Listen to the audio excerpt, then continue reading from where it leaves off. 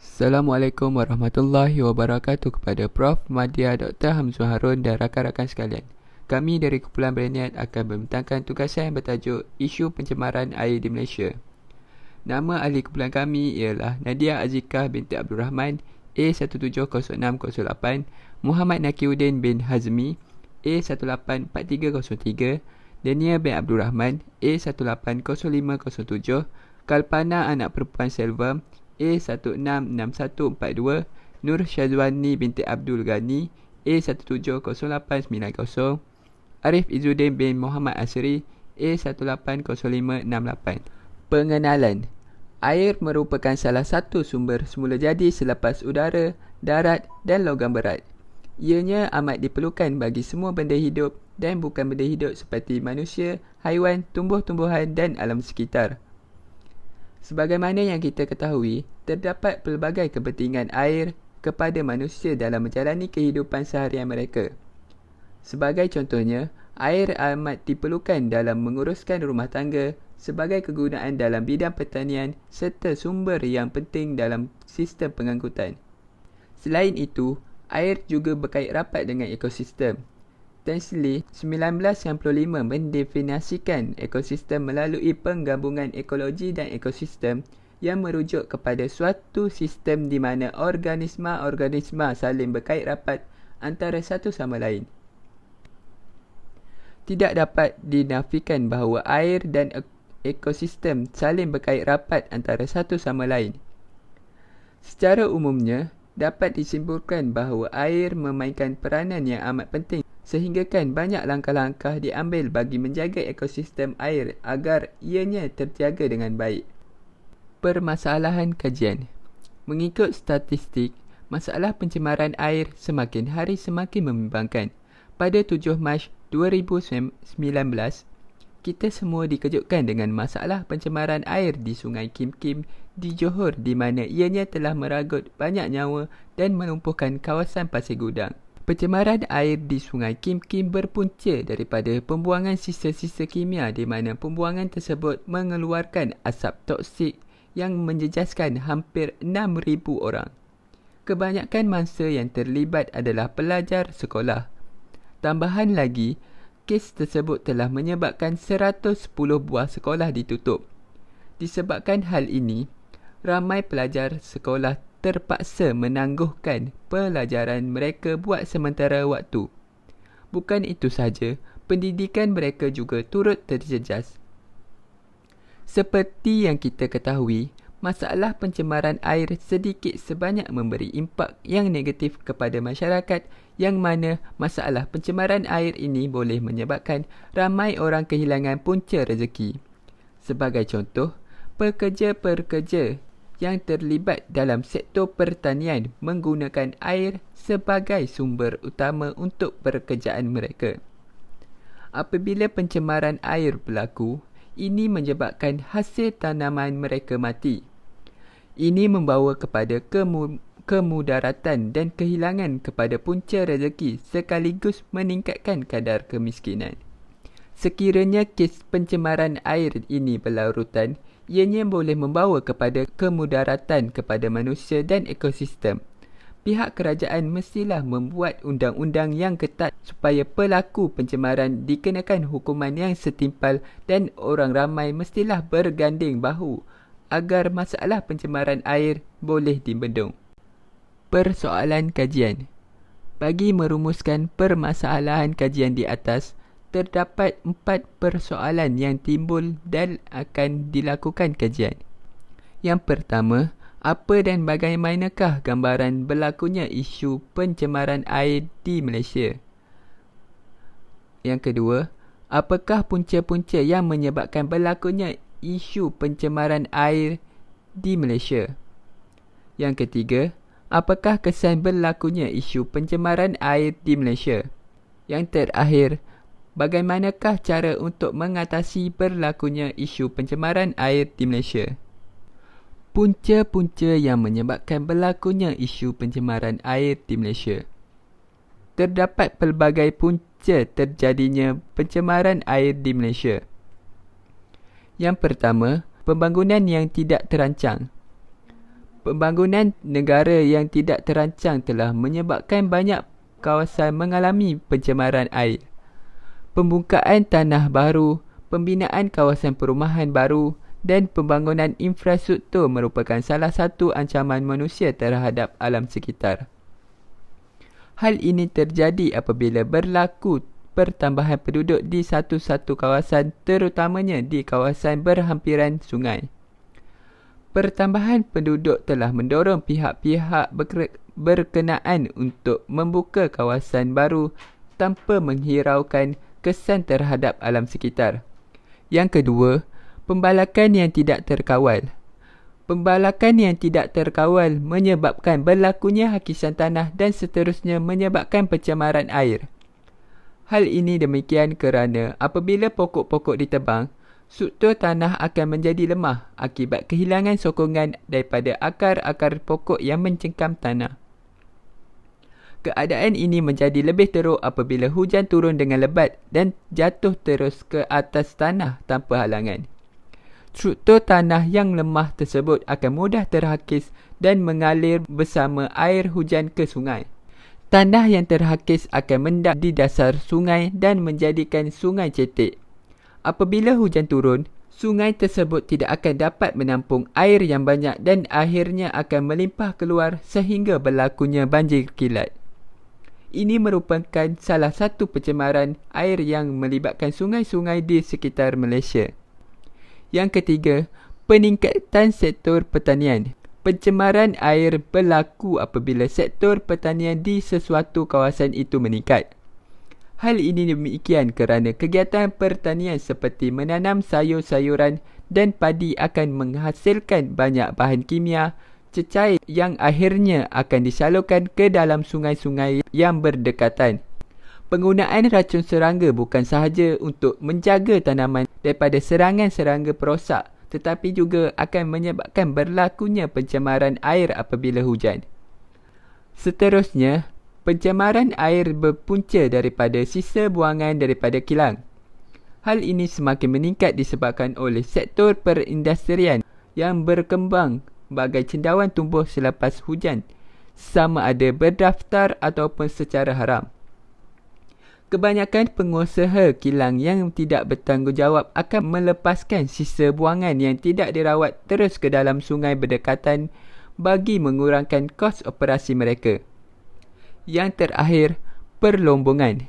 Perlombongan juga merupakan salah satu aktiviti yang menyebabkan pencemaran air. Aktiviti perlombongan seperti perlombongan manganis atau keluli telah menyebabkan pencemaran sungai di kawasan-kawasan tertentu sehingga menyebabkan berlakunya kematian.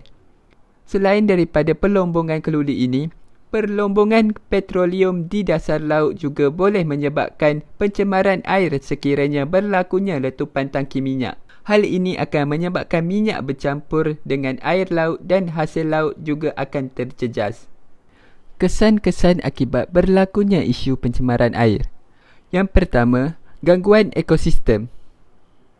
Banyak ekosistem yang turut terjejas apabila kualiti air menurun, terutamanya kehidupan akuatik. Sisa toksik daripada industri yang dibuang ke dalam sungai maupun laut menyebabkan sisa kimia itu berkumpul di laut dan sungai dan mengakibatkan pH air meningkat. Sisa perindustrian kebiasaannya mengandungi banyak sebatian toksik yang merosakkan kesihatan haiwan akuatik dan makanannya. Racun-racun seperti racun serangga yang digunakan dalam aktiviti pertanian boleh menyebabkan kesan yang boleh membawa maut dan kehilangan habitat kepada kehidupan haiwan. Yang kedua, pengancaman kesihatan manusia. Kesihatan manusia juga akan terjejas disebabkan oleh pencemaran air. Hal ini demikian kerana air merupakan sumber utama dalam kehidupan manusia. Kehidupan laut seperti ikan dan kerang yang sudah tercemar disebabkan oleh pencemaran air ini akan dimakan oleh manusia dan ia boleh mengakibatkan penyakit berjangkit. Pembuangan sampah ke dalam sungai ataupun laut turut menyebabkan pembiakan bakteria dan ia akan memberi masalah kepada manusia kerana sumber makanan manusia terdiri daripada air. Kandungan nitrat yang tinggi dan berlebihan di dalam air akan menyebabkan keracunan penyakit seperti taun, penyakit gatal-gatal dan kuman. Yang ketiga, peningkatan kos. Kawasan-kawasan yang tercemar memerlukan kos yang tinggi bagi memastikan air tersebut mempunyai kualiti yang baik. Pihak yang bertanggungjawab seperti Syarikat Bekalan Air Selangor Sdn Berhad, Syabas, memerlukan kos yang tinggi untuk memastikan air tersebut sesuai untuk dijadikan sumber minuman dan boleh digunakan untuk kehidupan seharian penduduk di Selangor. Hal ini bukan sahaja meningkatkan kos untuk pembersihan tetapi juga menjejaskan kehidupan seharian. Hal ini berkait rapat dengan pencemaran air di sungai-sungai di Selangor seperti Sungai Selangor itu sendiri. Tindakan yang telah dilakukan dalam mengatasi berlakunya isu pencemaran air. Yang pertama, peranan pihak berwajib. Kementerian Alam Sekitar dan Air, KASA, melalui Jabatan Alam Sekitar, JAS, melaksanakan penguatkuasaan melalui Akta 127. Manakala, Suruhanjaya Perkhidmatan Air Negara, SPAN, mempunyai satu peruntukan iaitu Seksyen 121 Akta 655 berhubung kesalahan pencemaran air. Yang kedua, program kesedaran. Terdapat dua program kesedaran yang telah dijalankan iaitu Program Rakan Alam Sekitar dan Program Denai Sungai Kebangsaan. Yang ketiga, Polluter Pay Principle. Memperluaskan lagi konsep Polluter Pay Principle iaitu mereka yang mencemar membayar ke atas semua hukuman untuk pencemaran di bawah beberapa undang berkaitan. Cadangan untuk mengatasi masalah berlakunya isu pencemaran air di Malaysia. Cadangan kumpulan kami untuk membendung masalah pencemaran air ialah kami menubuhkan satu program yang dinamakan Program Safe Water. Safe bermaksud menyelamatkan air dari tercemar, manakala water adalah air yang perlu dijaga. Ia perlu dijayakan oleh dua pihak iaitu pihak berkuasa dan masyarakat. Peranan pihak berkuasa untuk mengatasi masalah pencemaran air ialah memastikan ekosistem yang seimbang dan perkhidmatan bekalan air yang berterusan. Antaranya ialah meningkatkan teknologi pengawasan melalui pemasangan kamera CCTV di kawasan-kawasan yang tertentu dan sesuai terutamanya di tempat berisiko tinggi seperti kawasan perkilangan dan perumahan. Teknologi pengawasan juga dapat ditingkatkan dengan pemasangan meter yang memberi atau mengirimkan isyarat atas talian kepada pihak yang berkuasa sekiranya dapat mengesan bahan pencerma atau nilai pH yang melebihi paras yang sepatutnya. Seterusnya, pemantauan dan pengurusan yang baik memastikan bahawa setiap tempat mempunyai sistem kumbahan dan saliran yang mencukupi. Selain itu, pengurusan air ribut adalah antara usaha yang penting untuk mengurangkan limpahan air hujan ke jalan raya, kawasan berumput dan tempat lain serta meningkatkan kualiti air. Pemantauan pencemaran udara juga memainkan peranan dalam menangani isu ini. Pencegahan pencemaran udara adalah salah satu kaedah terbaik untuk mengelakkan pencemaran air. Selain itu, memudahkan proses pengaduan. Seperti yang kita tahu, internet adalah medium yang paling banyak digunakan oleh semua orang di seluruh dunia serta medium yang menyebarkan maklumat dengan paling cepat dan mudah. Oleh itu, Jabatan Pengurusan Air di setiap negeri mempunyai perkhidmatan aplikasi mudah alih dan laman web yang tersendiri untuk menyampaikan maklumat dan pengumuman penting kepada orang ramai melalui internet. Bukan itu saja, penguatkuasaan undang-undang dan peraturan perlu diperkukuhkan untuk melindungi sumber air di negara kita. Pihak awam perlu menggubal peraturan kawalan yang ketat dan mengenakan denda yang lebih tegas terhadap individu atau kilang haram yang melanggar peraturan supaya dapat memberikan kesedaran kepada masyarakat untuk melancarkan aduan kepada pihak yang berkuasa. Akhir sekali ialah program berimpak. Kempen kesedaran perlu diadakan untuk membentuk masyarakat yang lebih prihatin terhadap alam sekitar. Program Satu Negeri Satu Sungai harus diadakan untuk memulihkan satu sungai di setiap negeri mengikut rancangan Malaysia ke-9 yang dirancang oleh GPS Malaysia. Peranan masyarakat untuk mengatasi masalah pencemaran air yang efektif boleh diamalkan oleh masyarakat untuk mengatasi masalah ini. Antaranya ialah pembuangan bahan kimia dengan betul. Bahan-bahan seperti cat lama dan minyak yang diguna perlu dikitar semula di pusat kitar semula yang terdapat di kawasan masing-masing supaya bahan-bahan ini akan dilupus secara betul dan selamat. Seterusnya, minyak masak atau lemak harus dibuang dalam tong sampah atau disimpan di dalam balang lemak untuk dibuang bersama sisa pepejal yang lain. Seterusnya, perbelanjaan secara berhemah. Masyarakat perlulah membeli pelarut pembersihan rumah yang biodegradasi dan tidak beracun untuk mengurangkan isu pencemaran air. Ini kerana fosfat adalah sejenis bahan kimia yang menyumbang kepada kewujudan alga yang terlampau dan mengurangkan tahap oksigen dalam badan air. Akhir sekali ialah menyokong program alam sekitar.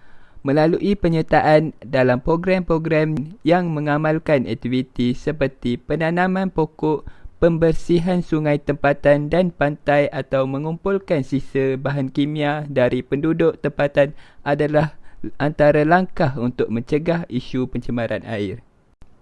Kesimpulan yang diperoleh daripada tugasan ini ialah air diperlukan untuk meneruskan kehidupan harian bagi setiap insan di bumi ini. Sebagai manusia, kita tertakluk untuk menjaga kebersihan serta kualiti air. Malangnya, pencemaran air adalah isu utama negara Malaysia sejak beberapa tahun kebelakangan ini. Pencemaran air ini mengganggu aktiviti harian penduduk di Malaysia.